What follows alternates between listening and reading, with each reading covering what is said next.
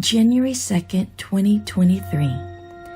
After 3 days of living at the Sacred Land, the holy place of Buddhism, our foot traveling Sangha cleaned up, returned the campus to its original state, and walked to Wat Reuniting Bodh Gaya temple to pay homage to and seek advice from the most venerable Pratambodhivong.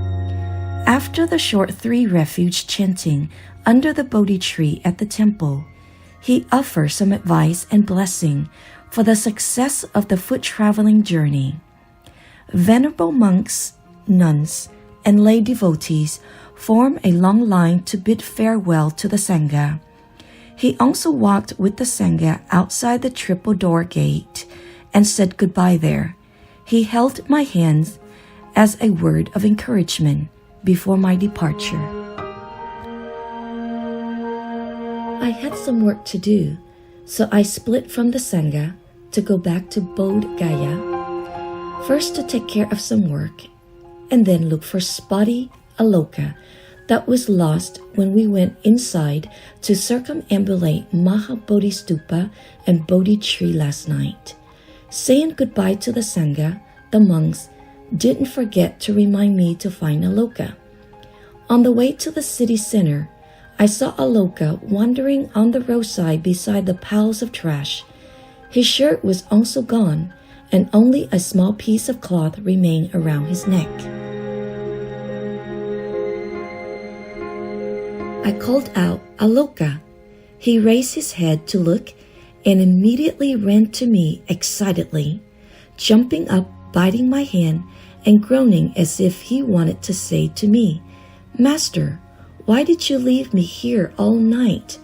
I'm hungry, cold, and scared. Why did Master just now find me? I really miss you. Last night, I made some food and waited for you, went looking for you, and thought that you were gone with your friends.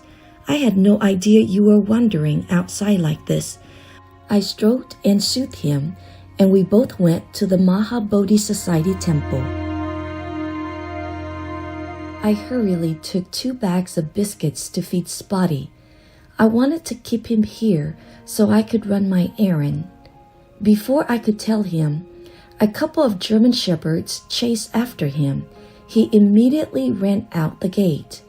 I also followed him outside, and we both stood at the busy intersection's corner where laymen and laywomen were lined up to enter Mahabodhi temple.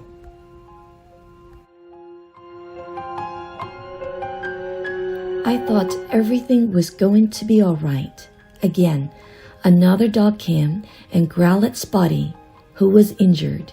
Seeing that, I sat down and held Spotty.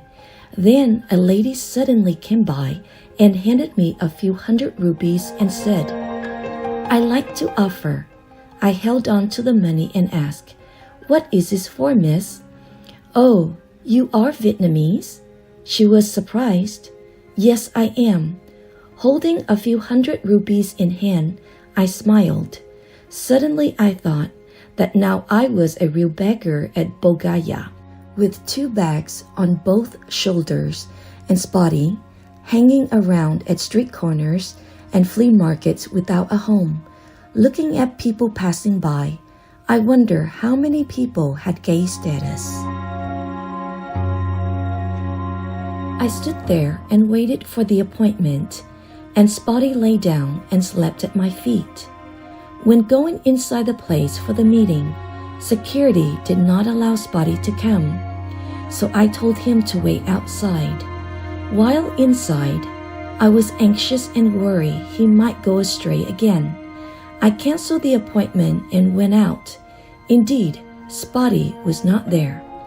I tried to look for him at every corner of the road, went back and forth on the road we often go, and back to where I met him in the morning, but he was not there either. After more than an hour of looking for him desperately, I thought my karma with Spotty had ended here. I directed my mind to Spotty, share merits with him, and wish he could find someone who would love and take care of him.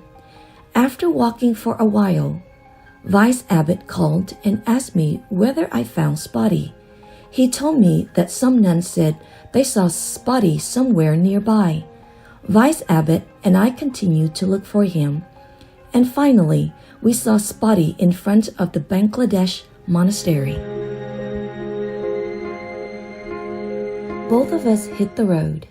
The designated resting place today was not too far. We stayed overnight at an open ground in front of the rice fields next to the road. Spotty refused to sleep in the tent, but lay on the dunes and slept soundly, probably from not sleeping at all last night. It was getting late at night, and the dews were growing thicker. Even though I had taken Spotty inside, he sneaked out. Well, I just let him have a sound sleep his way.